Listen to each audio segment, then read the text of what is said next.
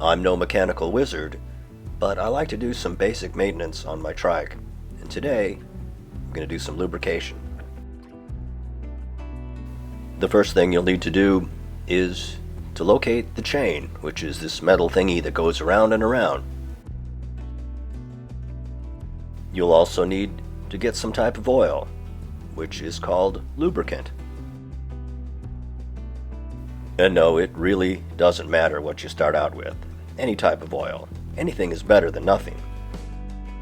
Of course, if you want to be involved in the world's most boring argument, you can get a discussion of what you should use. People will argue back and forth. I like to do this in the garage, and yeah, you'll get a drop or two of oil on the floor. But it's a garage. Don't sweat it. Now you just put some oil on the chain. Nothing fancy, doesn't have to be in any particular place, and you're good to go. Now get out there and ride, and work that oil into everywhere, and that's it. Thanks for watching. I'll see you next time.